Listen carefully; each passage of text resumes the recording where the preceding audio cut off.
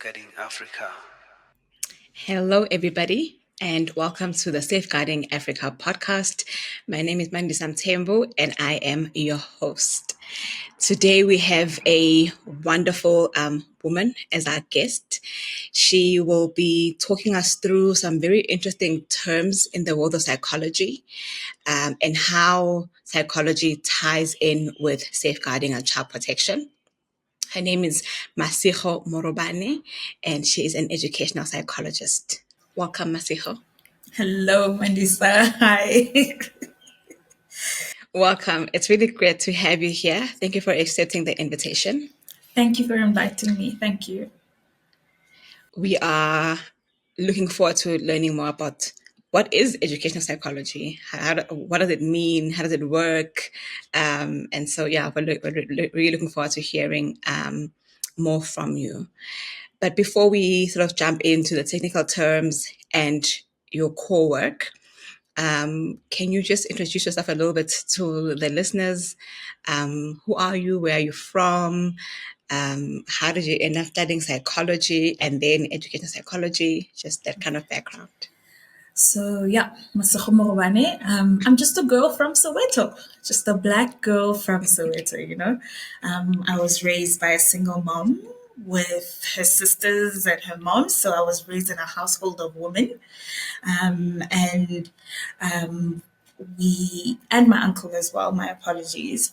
And it was just a phenomenal woman raising me. So I think I can root that in all that I am today is those few individuals. And in terms of who I am and how I got into psychology and the psychologist that I am today is growing up, I had this love for children. And I went to my mom. I was like, I just want to work with children. I was like, let me be a pediatrician. And she was like, And I was like, let me be an obstetrician, a gynecologist. She's like, my love, science is not your thing. And I was like, okay, ma, okay. What about a teacher? And she was like, teachers are amazing, but I don't think teaching is also for you. And then she's actually the one who got into researching and found child psychology. And then when we applied for varsity, we were like, okay, there's no child psychology. And then I applied at UP. I wanted to go to UP. And when we got there, they said, just do a BA General in Psychology and Education, because in South Africa, what we have is educational psychology. So that gets you to work with children, but also gets you to work with the education, but on the psychology side of it. So you get both worlds in it. So that's how I started my career. My mom actually found it for me. And I did my BA in education, majoring in education and psychology. Then I did my BEd honors, my Bachelor of Education honors at UP in educational psychology specifically. And that's when I was introduced in the core terms of educational psychology, what we actually do on a daily basis, who you can interact with, who you can work with, what it would look like in a school, what it would look like in a private practice and an NGO. And honestly, I fell in love with it. But I think for me, the biggest thing where the penny dropped was in third year of my BA, we did educational psychology as just a semester module. And the lecturer at the time said, you think back in your school days, when did you feel like you needed a psychologist? If you can think back when you were in primary school, high school, when did you feel like you needed a psychologist? And I was like, there's so many incidents. Yeah. There are so many. And she was like, and that's who you're going to be if you want to be an educational psychologist. You're going to be that psychologist that you needed in those times. So I'm basically trying to save my inner child as I'm busy in this work. And so after my BEd honors, I went on to do my master's, because with psychology, you have to do your master's. And I went on to do my master's in educational psychology at WITS. And then you do your internship, you write your boards, and then you become a psychologist. Yeah. And that's incredible. Well, that's such a beautiful story. From the fact that your mom is the one who clearly understood you and was paying attention to you, saw your strengths, knew where you were not so great, and wanted to help you succeed. Yes.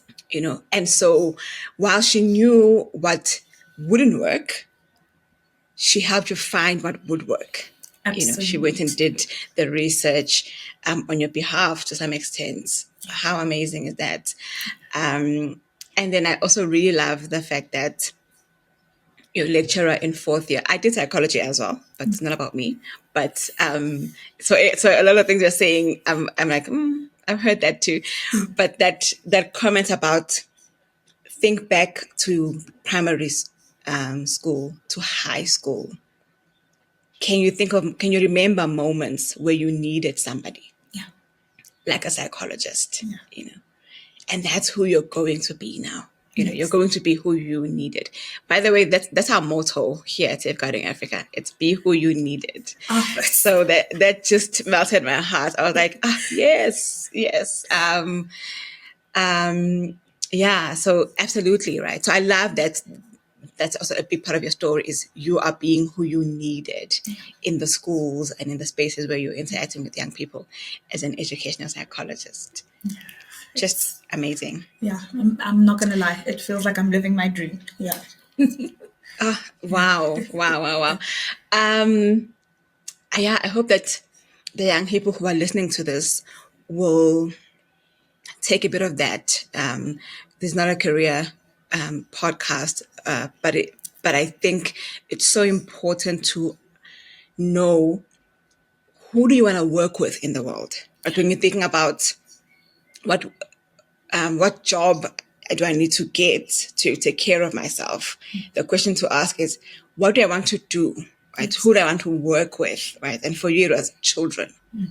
That For is the me, it was basis. also young people, right? I was in high school when I chose psychology. I knew exactly that I wanted to do psychology. But for me, it was I wanted to work with high school age young people because I already could feel that there were things I needed that I didn't get from my high school experience. And I think if you can answer that question, then you can get to a point where you are Masego, who says, I love every moment of what I do. Yeah. I'm Yeah. living my dream, Literally. Exactly. Wow. Okay. This is a great conversation anyway. We're just 3 minutes into it. I love it. Okay, Masijo.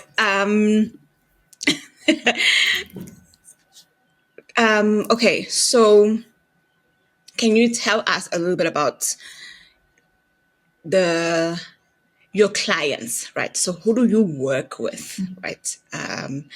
And what specific challenges do you zoom in on? So, as an educational psychologist, you can work in multiple places. You can work in a private practice capacity. You can work in corporate. You can work in schools. You can work in government. I think it's up to the person where they want to go. And I specifically wanted to work in a school setting. And in a school setting, this is where you could work with the children, specifically parents and teachers. And that gives you that holistic being of a child. And in a private capacity place setting, you would end up working just with the child and the parents. You have very little contact with teachers. And in government, you barely have contact with parents. It's just probably children and more policy based and more governance based. But specifically for me, school setting and private practice both, and the clientele that I get is mostly people who know that something's off. Something's off with my child, something's off with my relationship with my child, something's just not right. Their gut feelings telling them, I need to get help for my child. I don't know how, I don't know where to start. I don't know if it's medical, psychological, but let me just start somewhere. And I think because of just who we are as a world, we start with medical first. So a lot of parents I get say, I've been to the doctor, nothing's happening, nothing's helping. I don't know what's going on here. My child's still not sitting still in class. My child is still crying every time I drop them off at school. My child is still not getting that 90%, but they're on Ritalin. So they've tried the medical route.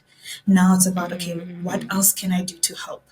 So then I get Okay. clientele literally from 5 years old. I specifically ask that at least children must be verbal. So from about five Okay. years old till 18, 19, 20. I think the oldest person I've assessed was about a 26-year-old. And we get them for therapy and assessments. So therapy is where we sit and we discuss what's happening. We go into different ways of assisting, giving coping mechanisms, skills as to how to manage their own lives, like time management, study skills. We do worksheets. I've kicked the ball around with a few kids because they don't want to talk to me face to face. So it's just finding that safe space for that individual to be able to just offload. And then an assessment base is more a controlled area, and it's a more very scheduled time where we sit and we go through many psychological tests and neurological, psychological, emotional, scholastic tests, and we look at your functioning as a person.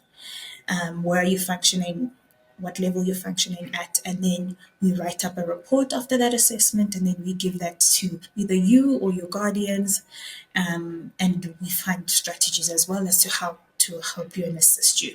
I mean, one of the most common assessments that we're doing these days is accommodation assessments. This is where you go in, you get, okay, my child is not sitting still in class, they're not sitting still during exams. They can't manage. I know myself. I also don't sit still. So please mind me if I'm floating in my chair, you know. But then how does that look like for their matric exams? They need to sit for a 3 hour paper and they can't do that. So what can we do for that child? What strategies can we put in place? What can we ask from the government or the IEB to put into place so that that child can write their best in that 3 hour exam? And that would be what accommodations are. And we ask and we write a report and we ask for these accommodations, and then the IEB or the government will grant or not grant them. So yeah, that's a big thing that we're working with. And that specifically is our neurodiverse kids Kids. Okay. that we're working with as well. All right. So just so I'm understanding you clearly, um, if you are an ed psychologist, you can work with government, schools, private practice, NGOs. So you can Yeah. work in any space, Yeah. basically. You work in a school setting, so you work in education, and you are at a school, right? You can be placed in a school. Great. And then I also wanted to just highlight that as an ed psych, you offer therapy, but you also offer assessments, right? And therapy, as you described with the younger ones, is very dynamic, and it's also about meeting the child where they are, right? Yeah. And so if they want to Absolutely. play around while they talk, then we do that, you know. And assessments are about helping that child get the best learning and assessment or testing conditions that are suitable for their disposition. Yes, yeah. I think a lot of times people would put assessment under like a diagnosis and treatment plan, if we can call it that. Yeah.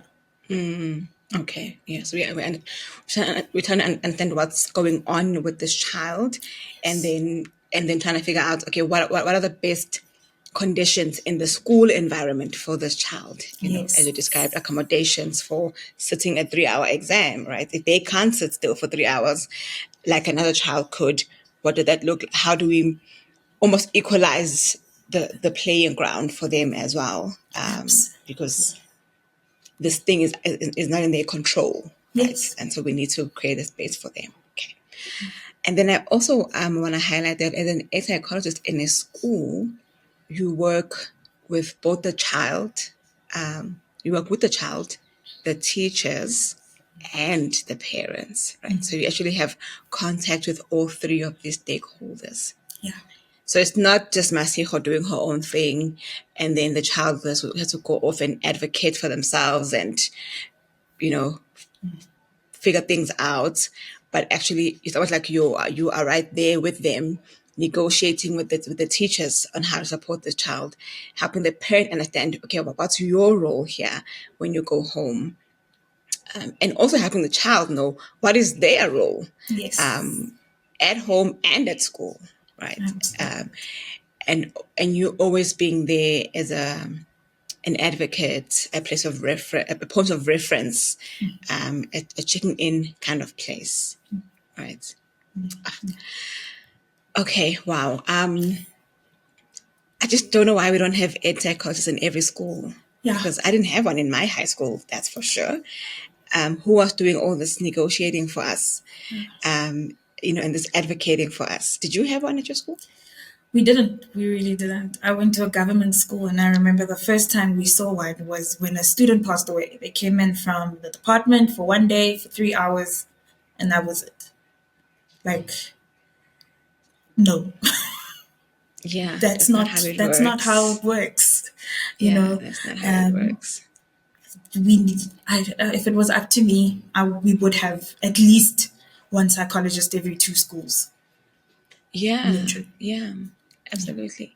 Because I mean, even medically, that's not how it works, right? Someone gets hurt, you don't come in, offer a little bit of something and then disappear again. You have to be Okay. in there, do an assessment, follow up after the assessment, follow up after Yes. treatments, it Meant all rounds. exactly. And yeah, Exactly. And even have an it's exit plan, right? Because you don't just cut off treatment, but you now start to create an exit plan. Okay, this is how now we are winding down. This is the second last session. This is the last session. And you can still reach out if you need something over the next three clear. months. If you're feeling a little wobbly, check in with me. Yeah. Yeah. Okay. One of the things that we are very clear about here at Safeguarding Africa is that we want to make sure that all children are safe, are protected, but and then also that all children's well-being is promoted. And I think that a huge gap when it comes to that on the home front, in the school front, we just are not on the same page as adults about what it means to promote the well-being of children. Yeah.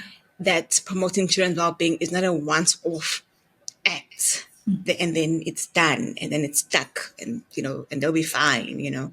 But it's a continuous process, and it's ever evolving, because the person whose well-being you're promoting is also exactly that hand gesture you're doing. Yes. They also, they're ever evolving as well, right? So the child you meet today and the child you meet in 3 years' time is not the same person anymore. So their needs are different. The way to support them is different. Yeah. So I'm really glad that I get to do this work, because I get to meet people who are of the same mind. And we also get to then educate people about how to do that, right? And I think just even helping parents understand that it's not a once-off thing. It's a lot of work, we understand, but it's not a once-off thing. We have to keep doing it. And we're here to help you as the professionals who've been trained and who do this, you know, for a living, Yeah. as our lives work. Masego, you spoke about, you said neurodivergence or neurodiverse. Okay. Can you please tell us what that means first? Because then I also heard Ritalin somewhere. So maybe if you can tell us, what is neurodivergence? Um, where does therapy come in? Where does medication come in? Yeah, what is all of that about? So, neurodiverse is actually, in my personal and professional being, it's something that I've only recently started. And when I say recent, about 4 or 5 years, started to hear about. And I think it's a term that's growing and it's becoming very popular. But it's actually a term that comes from like the 90s. And it's been around for a while. We just haven't been using it. And what it means, it's just that the way we function as humans and the way we adapt and the way we develop is different. So we're going to have different people who do things differently. And we're not going to have a neurotypical person who is a person who is, if I can put it, in the average, who's in the most, in the, well, how can I put it, in what we actually know. We have neurodiverse people who do things differently and who will need and require different needs and who will require different attention from us. So their life, the way they learn, the way they think, the way they see the world and experience the world is completely different. And I actually think in its tiniest and tiniest of bits, because some people might say, no, no, not me. We're actually all neurodiverse because we all experience the world in such a different way. And a big thing is, and I think as a Black person, we know that trauma is in our DNA. So as Black people, if we're carrying trauma, then we probably are neurodiverse. As women, we grow up with anxiety because we're told you can't do one, two, three, four, five, which is what? So we're neurodiverse.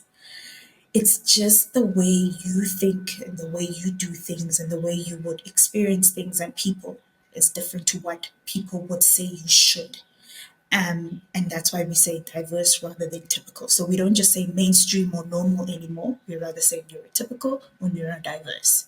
And neurodiversity, in its broadest of terms and its broadest of like the broad diagnosis that people would know is your ADHD, which is ADHD, attention deficit hyperactivity disorder. Whew, you have to think that one through. Formerly known as ADD. Then you get your autism spectrum disorder. You get things like your learning disorders, which is your dysgraphia, your dyscalculia, your dyslexia. You get different things, even emotional and psychological, psycho-emotional disorders such as depression, anxiety. Those are all neurodiversity because these things will impact the way, like I said, we experience the world, we think and we do things. So that's what neurodiversity is. Yeah, I don't know if I think I've covered it. No, absolutely. Okay, so I heard there's typical, which is like this is how things are done, Or right? should be done. Or should be done. This is how things should be done, right? So we wake up, brush our teeth, bath, get dressed, go to school, right? That's typical. And then there's diverse, which is this there are people for whom that's not how things happen. No matter how we try to fit them into that should happen, it just doesn't. They wake up and they go outside first before they come back and brush their teeth, for example, right? Okay. And so you're saying that that happens, is it mentally and behaviorally for people or for children in this case? So I think for people and children, we can base it in just the development of their brain and the development of the brain. We won't see that because we're not neuropsychologists, we're not neurologists, sorry. And then we see it in their behavior that their brain has developed slightly different to what it should or what we Differently. think it should Okay. be. All right. So we just experience these behaviors with my child or my cousin or my sibling, or these young people I'm responsible for in whatever form. There's just these one or two of them who are just moving differently. I say up, they go down, Yes. and I'm exaggerating here, but I'm just trying to show that we do as society have these shoulds, which is how you should do things and this is how you should show up in the world. And then there's when we meet people who don't show up in that way, then so we just see the behaviors, right? Yeah. Doctors and all the other scientists, they see it in the brain that actually this person's brain has developed quite differently and quite uniquely, Yeah. actually, right? Quite uniquely, and that's why we are seeing these behaviors. Okay, Exactly. all right. So basically, someone who has ADHD has a unique brain. Yes. Yeah, They their brain is haven't. just like Yeah. It processes information differently, it reacts differently. A big symptom of ADHD is your impulse control. So when they see something like, I will give myself as an example. If I see a bag I like, and now I've got strategies. If I've given myself 24 hours and I'm still thinking about it, I'm going to go get it. My impulse control says, you will go get it, But some people will sit and say, no, I will budget for it. I will wait 3 months and I'll do this and I won't get it until I've got the money. And you get people who have severe impulse control issues who they see something they like, they're going to go get it immediately. They don't even have that strategy of, let me wait, let me think, let me go do this. They'll do it immediately. So it's just the way their brains would function. It's just completely different. Yeah.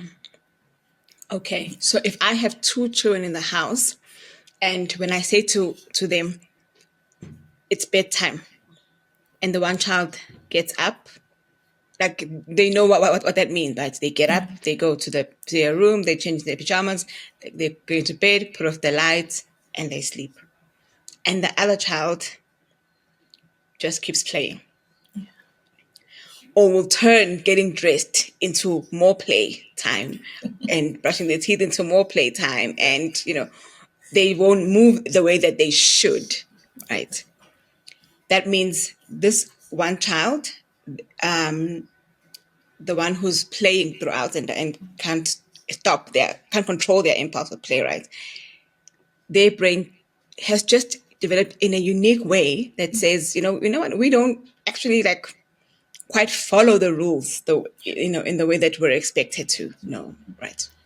We're just different. Like that's just how we are. Exactly. It's just, But you spoke about strategies, so clearly we're still trying to help them function in society, because society says should. And a lot of times we should do this, we should do that, we should do it that way, we should do it like this. So we're still trying to help them to fit into society, if I may say, right? And you that's know, why there's strategies and education. so Mandisa, this is where like the term fit in makes me want to cringe. And I'm like, it's not exactly fit in, but it's just function to the best of their ability.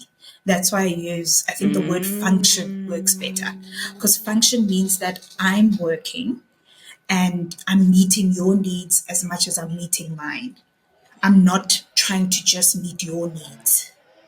Function is more about me also making sure that my needs are met and I'm working where I can. So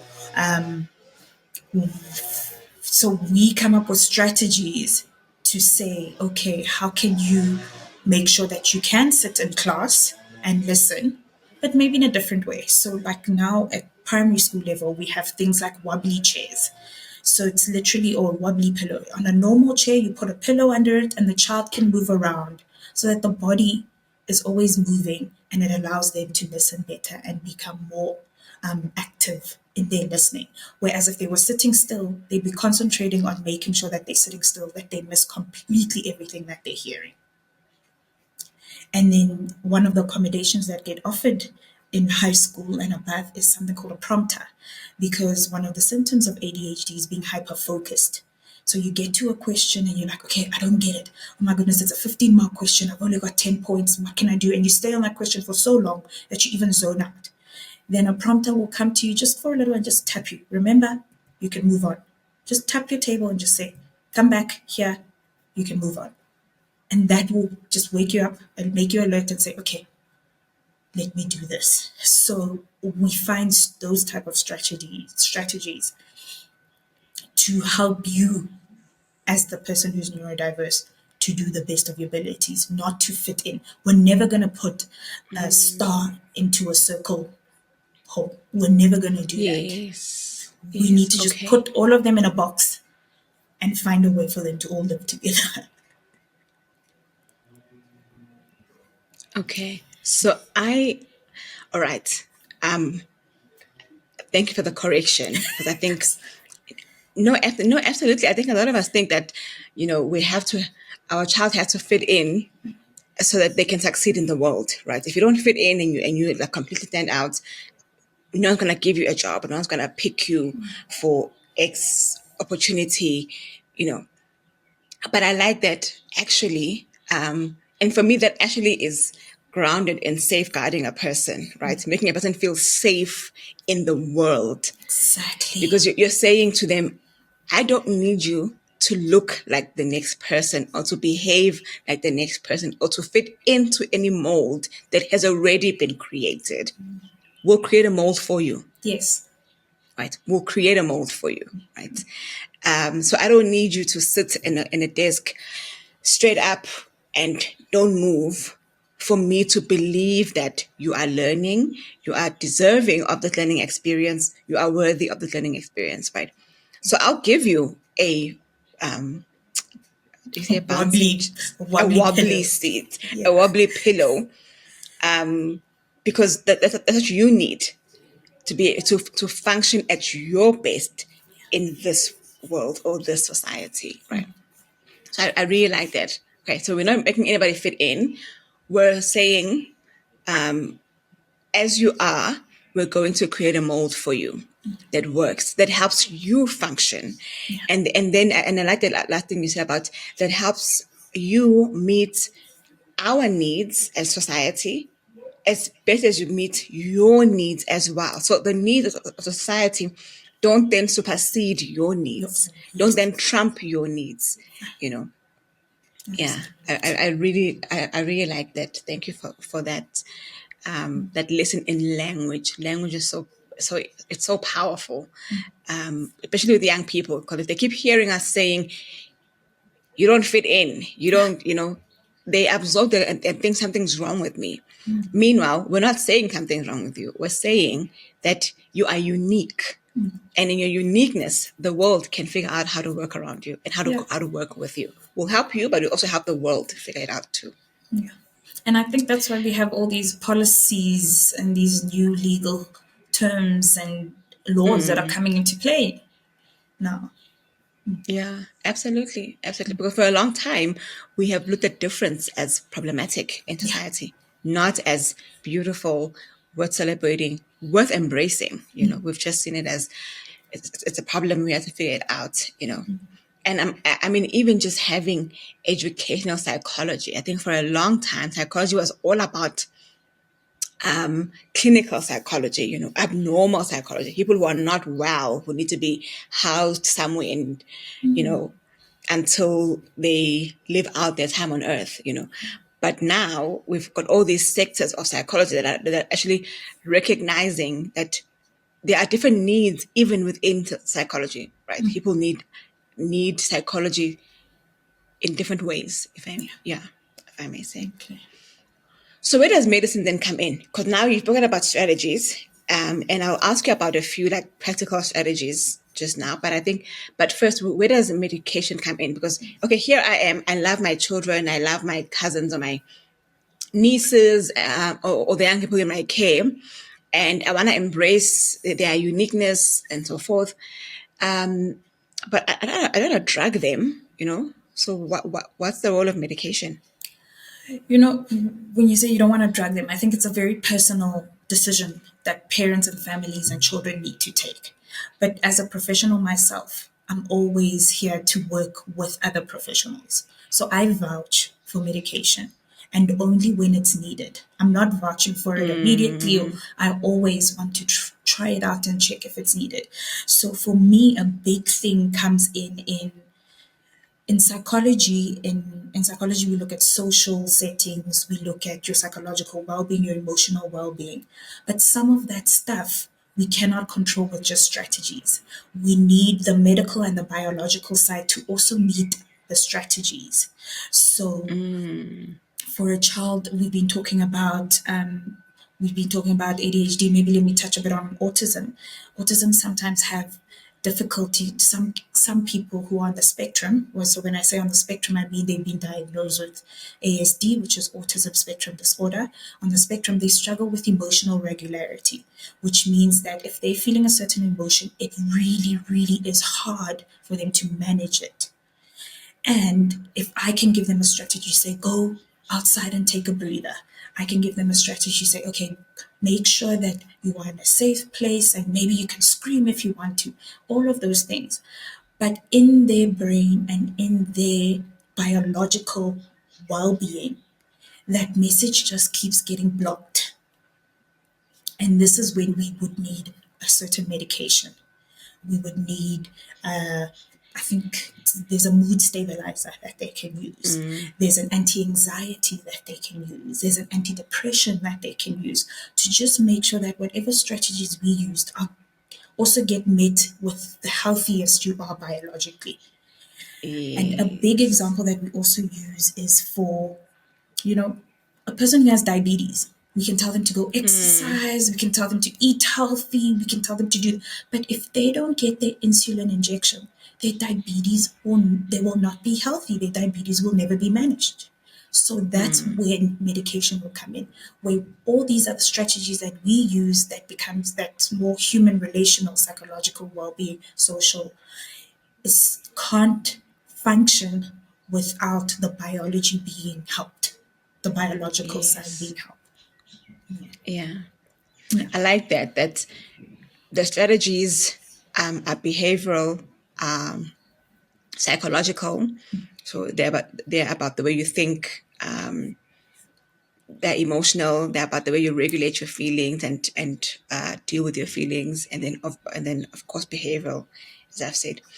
But if those strategies meet an unhealthy Mandisa,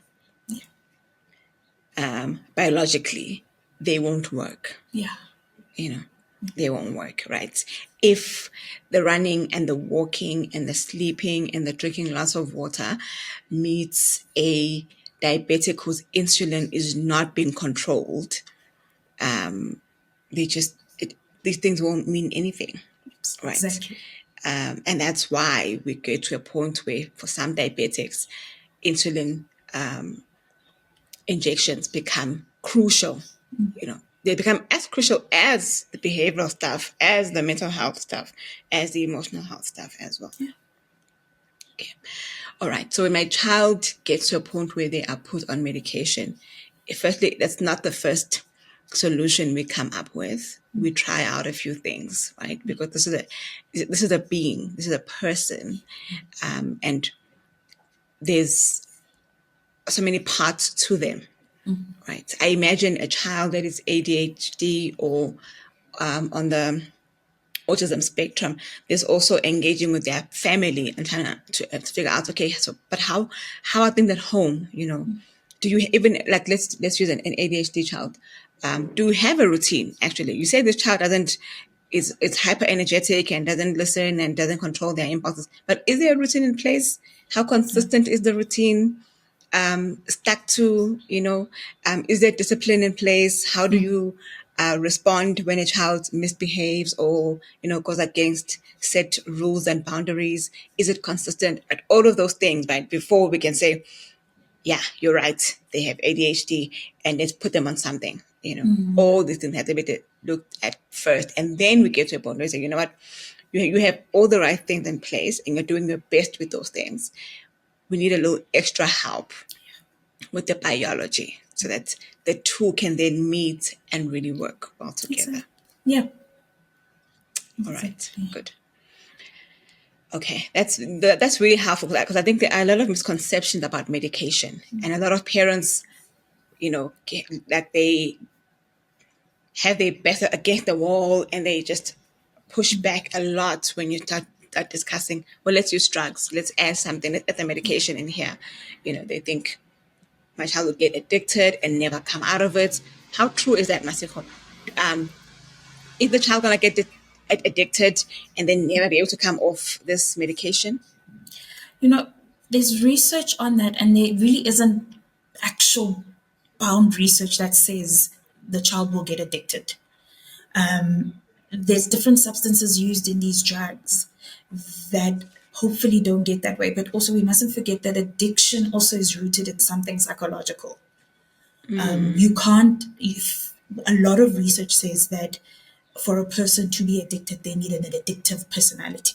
To put it plainly, an addictive person. So if your child doesn't have that, they probably just will use this when they need it. If they do have an addictive personality, you and the psychiatrist can talk about it. You and the GP can talk about it. It's not something that can be set in stone.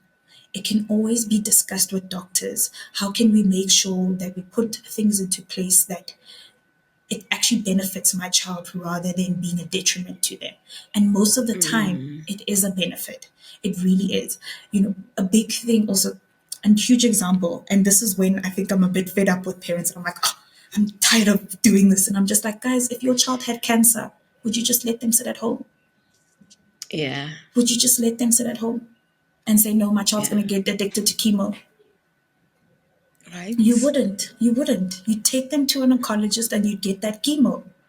Why can't we treat ADHD the same? Why can't we treat Yeah. depression the same or anxiety Same. the Yeah. same? Yeah. And what's And no, go ahead. Go ahead. And what's so nice about all of this medication is when you are feeling better, you get weaned off. You can ask to get weaned off. Just like chemo, if whatever your cancer gets reduced, you get weaned off the chemo. Depression, you can get weaned off the antidepressants. All of it. If you get better, you negotiate with the doctor and you can get off it. Yeah, and I think absolutely right. So, firstly, we would not let a child that has chemo stay at home. Sorry, that has cancer stay at home because, well, we don't want to go to the chemo route. Therefore, your life stops here. Right? We will do all we can to help the child get back into functioning in society and Exactly. have a life, right? Which is their right, by the way. But what I also like is that you're not on medication forever, right? You can be, if and when, together with the doctor, together with the psychologist, together with the family or the parents, we all can see that there's improvement, there's progress. The cancer has, there's the word that they use, it'll come back to me. We start the medication, right? We gradually wean you off that medication, Medication. right? Remission. They can tell them Remission. remission. It is going to kill me. The whole time I'm going to keep thinking about it. All right. So, right. So, if we see that the depression is actually becoming manageable, right? The symptoms aren't so acute and sharp anymore, but the child is managing to manage them. We can wean them off, right? We can Yeah. even reduce the dosage, right? That's what you're saying. Type of thing. Yeah. Yeah, okay. But what if, Masego, I do have to be on medication my whole life? What if I'm so unique, my brain has developed so uniquely that it just needs this help? Like that insulin person, right? Yeah. I just need it And until my life ends. How do you how do you say to that parent? How do you help that parent come to terms and be okay with that? I think it's about reminding them, especially a child who is in the process of trialing and trying all these medications, is how does your child feel? How does your child look? Are they happy? And if your child's happy, then clearly this is working for them. If, I think very minimal, but most parents just want their children to be happy. Most people just want the people that they love to be happy.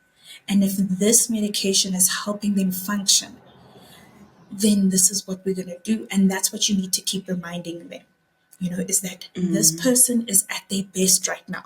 They literally are making friends. They are not fighting anymore on the playground. They are actually, their marks are improving. So their confidence, you see, a person who just wakes up and just looks different. And sometimes it takes a while. Sometimes it takes a trial of something different. But once you get to that sweet spot, I promise you that parent will be like, I am so relieved. And I think for the parent themselves, they see, oh, I can breathe. My child is actually okay. I don't, I can actually, step back for a bit. And so my thing is always reminding their parent, this is how your child looks currently. Is that where we want to be? Is this how we want our child to be? And if it's a yes, then let's continue with the strategies that we've put into place between the psychiatrist and the psychologist and the teachers. Because also teachers come up with great strategies sometimes in the classroom. Let's continue that. And Yeah. and if we see that it's not working, go back to the workbook. Let's see what we can change. Let's see what we can do. But ultimately, we just want a happy child. So it's about helping me then, as the adult in this child's life, to answer the question of what's more important, my fears or Yeah, the impact of this on the child, yeah, exactly. right? And I love those questions. How is the child doing? okay, I hear you're concerned, but how is the child doing, right? They're happier. They are playing. They're making friends. They're doing well in school. Isn't that what we want? This You is know, what we were aiming for when we started this whole process. that's right. So why would we now do something that would take that away? Yeah. Or that would jeopardize that, right?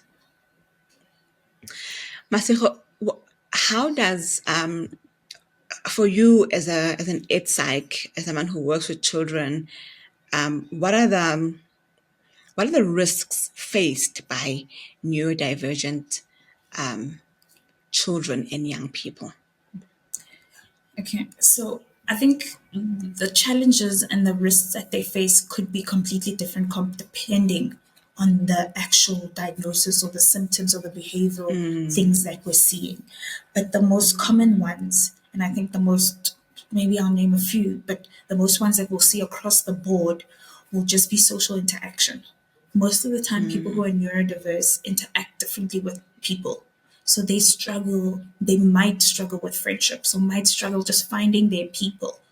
And for a child in prep school, maybe for our older kids, for our younger kids, it's actually slightly much better. But for our older kids, because teenagehood and adolescence is all about belonging, it hurts them even more when they can't find their people. Your grade twos can shrug it off when a child doesn't like them and move on to the next friendship group. But a matric child who's sitting by themselves would really not be okay with that. So social Yeah. interactions are a big thing when you look at just the adolescence group. Few things like their how can I put this? Their functioning. So cognitive and scholastic functioning. A lot of times people who are neurodiverse learn differently. They process information differently. They recall information differently. So we need to make sure that their cognitive functioning or they are cognitively stimulated at their level, they are scholastically stimulated at their level, and the education system finds a way to meet their needs. So a child who is on the spectrum, who's on that autism spectrum, sometimes doesn't fit well in a mainstream school. They need a small environment. But if we keep them in these big classrooms, they're going to fall through the cracks. They're going to just keep, just, following, going through school, but not actually thriving in school. Then a few that we've also get is the stigma and also misunderstanding. So, oh, your child is ADHD or stoned, or stoned, or stoned. That's the stigma that comes with kids who are hyperactive. So we need people to understand these different disorders. We need people to do their research and see how they can help the families. And on families, that's also a big thing. A lot of families also struggle a lot with neurodiverse children and adults. They don't know it actually, how can I put it? It puts a strain on the family dynamics. Like you said, if you've got two children, you've got that one who just follows rules, but that second one who doesn't, you're going to spend more time with that second one. So that first one just feels like, whew, I'm not getting attention from mom. So having those neurodiverse kids also puts risk on the people around them. So the self care of those around them is also very important. I, th- I think I've covered most of them. Your social interactions, their functioning cognitively and scholastically, misunderstanding. Oh, another big thing, their well being, especially emotional and mental well being. Just Yeah. because a child's ADHD doesn't mean they won't get depressed, or Yeah. just because a child has dyslexia and they have someone who helps them read doesn't mean that they won't be anxious. So we also need to Anxious. make Yeah. sure that we take care of the emotional and mental well-being of them a lot because they also at risk of that. And I think mainly what when I think of safeguarding is they are at risk of being exploited. I thought of this last, but they are really at risk of being exploited. If you think about a person who's on the spectrum, who's on the autism spectrum, and they are nonverbal, Yeah. that is a huge risk of people exploiting them, and even exploiting even doesn't put a much emphasis on why, but them literally being abused get that information from them because they're nonverbal. Very good. Yeah. So that's also a huge major risk that we need to always be aware of. Yeah, thank you for just highlighting those for us. Um, when you talk about the social interaction, the challenges with that, particularly as they get older and they're now trying to belong and fit in, I thought about how how likely is bullying then for those young people, you know, yeah, like how likely is it for them to find themselves as targets of bullying, whether it's be emotional or physical or social, right, where they are intentionally isolated by their peers who don't understand that they are unique, Yeah. that they just like you and me, they bleed blood too, but their brain has just a little differently, and that's why maybe they might come across as odd or different to you and me, right? And we know young people also, in attempts to belong, then what they do is they will join in the harming of another, you know. Do you see a bit of that, and what support or advice would you give to a parent whose child might be experiencing that social isolation, that bullying, because they are unique?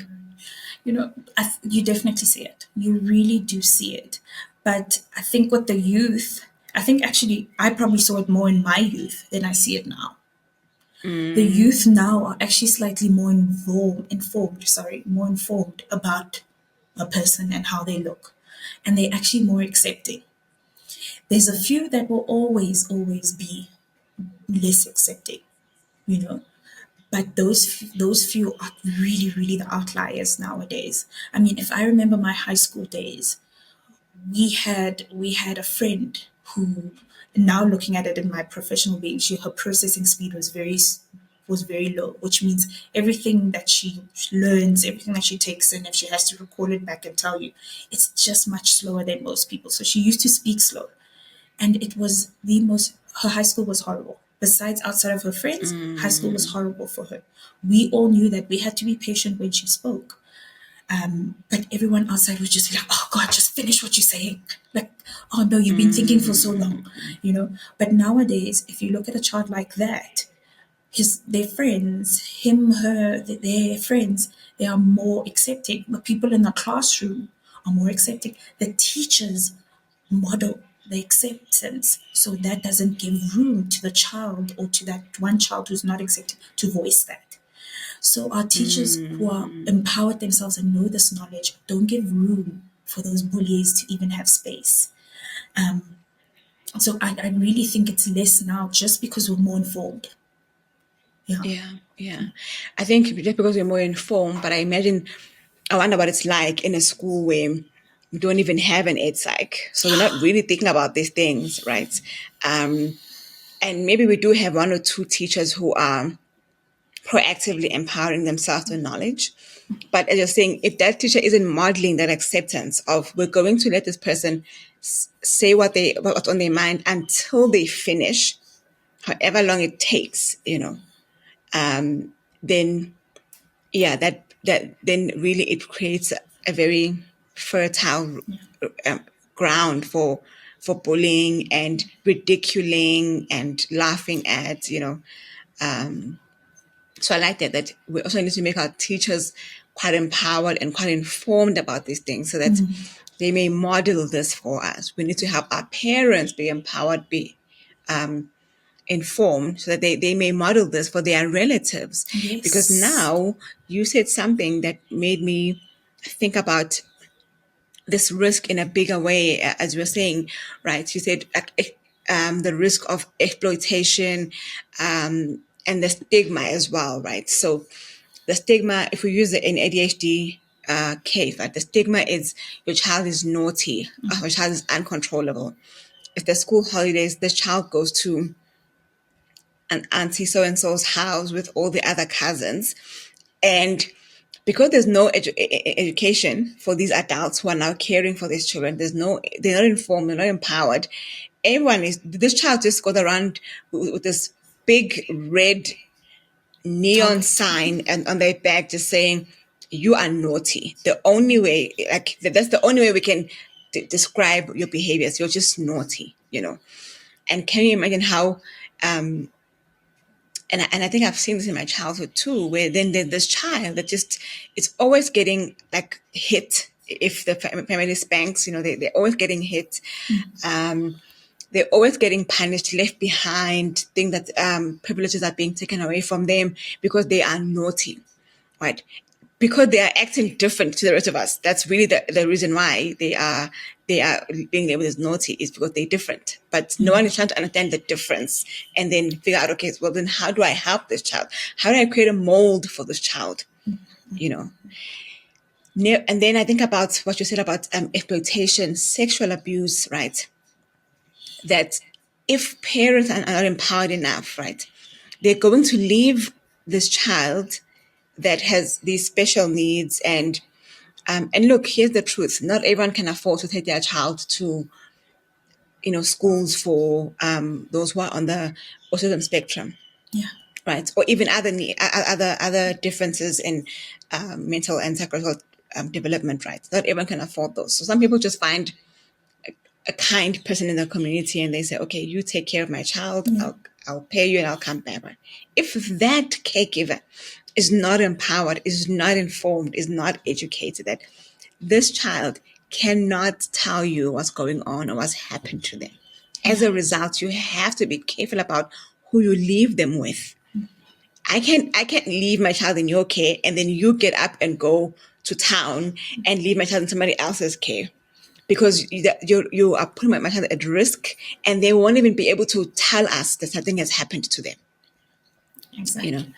So I think when you're talking about informed and empowered teachers who can model for the classroom, I was just taken there that actually that's why we have to inform every adult in society, basically, about these things, because then we really, really reduce and prevent these risks from befalling our children. Yeah. But when people are less informed and not and educated, that's actually when the risks increase. But even the most well-meaning person can put a child at risk or in harm's way if they don't have the facts of the matter, or the tools or the strategies. Because I'm sure even for a child that is non-verbal, there are strategies to help them communicate that, hey, something's wrong, I'm not okay, get me out of this place or remove this person or whatever. If we're not doing any of that, we really are just in essence failing protecting and safeguarding our children. Yeah, exactly. And I mean, for parents, I think a big thing is also sorry, just to go back to your question, you said the bullying in schools. I think it's about knowing the school policies. Every school needs to have a policy. I mean, no matter what school it is, there is a policy. And if a school doesn't have a policy, that means they fall directly under the Department of Educational policies. And they have very specific policies that they use for against discrimination, anti-bullying policies, how to deal access to certain things in schools. So parents, if you also go and inform yourself with these things, because if you go to a school and the principal says, no, we don't have that policy, it means that they have to fall straight under the Department of Education, because that's our governance as schools. If you're an independent school, then you go to ISASA. ISASA will have a policy for that. So inform yourself as a parent and go back to the school and says, this is what actually your governance, not just your board, because your board also answers to Department of Education, or your board also answers to the independent school association. And that's where you should start also if you feel like the school's not providing you with what you may need to protect your child. Yeah, and I love that. I like that. If a school says, okay, we don't have a policy, then you tell them, well, actually you do. That means you just fall under the government policy. If you don't have your own, automatically. So I need to see that you guys are aware of that and are implementing that in your school, right? Sure, Masego, we could keep going. But I think just to tie a ribbon of sorts, I don't know how neat it can be. We have three stakeholders. We have a teacher, we have a parent, we have a member of community, right? An adult in the community, right? And they are going to be interacting with neurodiverse children and young people, whether they know it or not, right? Because also we're not going to ask our friends who are neurodiverse to put stickers on themselves that you know that, oh, okay, now I must act right. No. So whether you know it or not, you are going to. But what's what guidance can you give them, right? So parents, teacher, and adults in the community. So Maybe let's begin with the parents. What would you say to parents?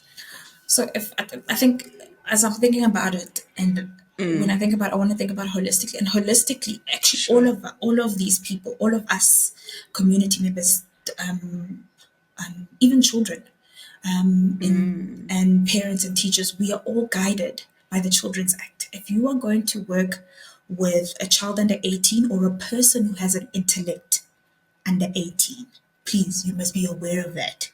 If they are functioning cognitively under 18, they can fall under the Children's Act. That's our first point of call. What does the Children's Act say? How can we protect this child? What does this child need? What are their rights? What are their responsibilities? So our first governance is the Child Act, and obviously, Bill of Rights, right?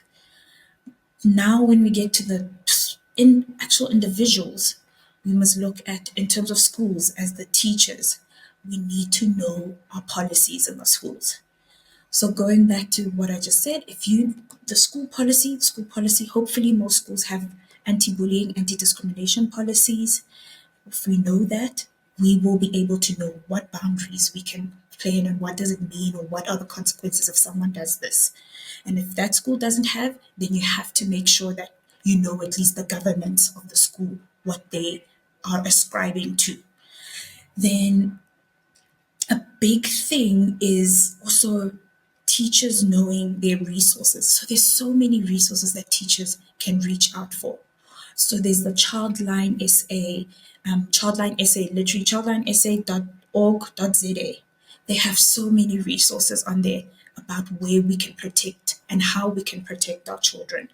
The Department of Social Development also has resources as to how we can protect our Department of Education, because you're a teacher, has ways on how to do that. And also by law, and I'm not sure if a lot of teachers know this, but by law, if a child comes and discloses something to you that puts them in danger or has put them in danger or will be putting them in danger, we have to if it's safe enough, we have to let their guardian know first, parent, aunt, uncle, grandmother first. Then we have to get the law involved or the social development involved. Social development would probably be a social worker. So if a child comes to you and says, I have an aunt who hits me every day and she doesn't feed me. So that means that's the aunt that she lives with. There's no mom, there's no aunt, there's no one else. So we can't let that aunt know.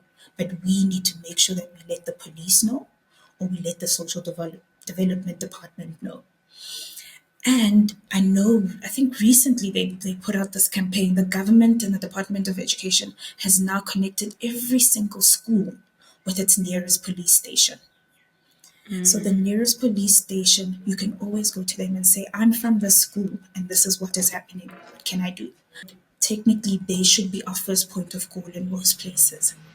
So there is a campaign that's running to make sure that schools are in touch with their police stations. Local police station. Yeah, with their nearest and local police station. And that would be make sure that the child is protected, and what we call is restricted and limited confidentiality. If a child is under 18 and something's happening, we have to break confidentiality. Yes. And then empowering, also making sure that you have all the necessary information, which means you know what the latest laws say, what the latest policies say, what resources you can use, what forms you need to fill in. because those are also very difficult things. But legally, you can be held liable if the law finds out you as a teacher, you knew and you didn't do something. Now, just moving on to parents, same thing as parents. You can be, by law, if you know that your family member, a teacher, is doing this, you have to protect your child, which means you have to go report them, either police station or social development department, which means social worker. And also, I think a big thing for parents is knowing your child. Knowing your child is a big thing. Follow your gut. If your child is acting differently, if your child is more withdrawn, if your child is more out there, what is happening? What is this change? We get it. There's adolescent change that comes in, and we're all like, oh, the teenagers here, let's all go crazy. But there's this one thing that tells you that something's off. Follow that gut and go reach out to your child. But if you have a neurodiverse child, that might be slightly difficult. But I still believe if you are an active parent and you know your child, you will still pick it up. Now, with our Yes. neurodiverse children, and I say it might look differently, it's because what if we get a child who is depressed and then something happens to them and they become more withdrawn? I'm hoping that you're already in touch with a psychologist or a social worker. And if you let them know, they will also try and see how they can help you and find out if anything's happened. If that child is already on certain medications or whatever, they really are not okay. If you have effective communication with your child, they will let you in because that gut feeling is telling you as a parent that something's going on with my child, so I'm going to be there. I always tell my teenagers that I see for therapy that if your parent is there and is annoying you, that's a parent that really wants to know what's happening. I know it's annoying. You don't want them to know what's happening in your life, but they just want to know. Just let them in. Even if it's my friend called me this today, it's nothing big to you, but they just want in. And for them, it's about building trust. The little that you tell your parent, probably that one day that big thing happens, they'll tell you. Another point that I've got here in my notes is, especially for our younger kids, we need to be teaching them the correct terms of our bodies. Yes. Yeah. If they are verbal, we need to be teaching them the correct terms. A vagina is a vagina, breasts are breasts, and so on and so forth. And that is just so that they can give us, unfortunately, the legal space will say a young person is not a reliable witness or whatever. But the more things that they know and are knowledgeable of, obviously at that age level, the better that they can tell you if something's going on. If there's an uncle who did this, they can tell you exactly where it happened. And they can tell you exactly, what they did, where, and all of that. One more thing is, oh, my mind is now going everywhere. I think I need coffee. I need just my last fix of the day. I always get my last fix before 12, but my last fix of the day is for your, what was I going to say? Yeah, for your neurodiverse children, the them knowing the correct terms and then being reliable is very, very, very important. Yeah, I'll remember my point. It will come back. It will come back. It'll come. Yeah. All right. We hadn't done the community member. Oh, yes. Okay. So the community member. Just hold on. I think. Okay, go. I think the community member is about being informed, knowing these things. If it's always, and I think the biggest thing is, and a lot of people will say this when they are neurodiverse, it's not that they want to be labeled, but if you something going on, you can say to them, I've seen you moving around a bit. Are you okay? Not what's wrong. Are you okay?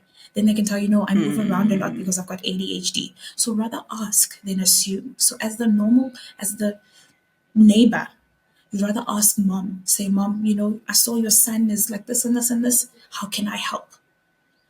And if that family member is willing to help, then you also go and inform yourself so that you can give them the support that they need. I think a big thing as community members is we support the parents and the children. We're those backstage supporters. But those backstage supporters come in hand when things might go wrong. So if we're Yeah. informed as backstage what's his Supporters. supporters, then we can help those in that front line. We can help the parents and the child. I remember my point. Is that I think telling children, especially younger children, the difference between a secret and being private is very important. Private means there are people who know. Secret means that no one knows. Everybody And knows. nothing is a secret. There's absolutely nothing that is a secret. Even in our household, there's nothing that is a Yeah. secret. But there are things that can be private in the household, like when I go to the bathroom and I close the door. That when we go to the But beach, we everyone pull up. knows I'm in there. Yes, everyone knows that I'm in there. But when Exactly. I haven't it's gone in secretly. yes, I like that. so we need to know the difference. So if someone comes to you and says, "This is a secret," no, it's not a secret. Someone needs to know. So Yes. that was my point. That was my big point. Wonder. That's a good point. I'm glad it came back to you. Masego, thank you so much. Wow, we have a wealth of knowledge from this session. I really, really appreciate it. Thank you for putting in the thoughts and doing the research and having your notes with you. I really, really appreciate that preparedness. And then your willingness to just sit with us for an hour having this conversation. To everyone who is listening, please feel free to comment and let us know your thoughts about this episode. But more importantly, be like Masego and be who you needed, right? Young people need us. Let's be who we needed. And in that way, we can keep our young people safe, protected, and well. Thank you for having joined us. Thank Have a you. wonderful day ahead. Safeguarding Africa.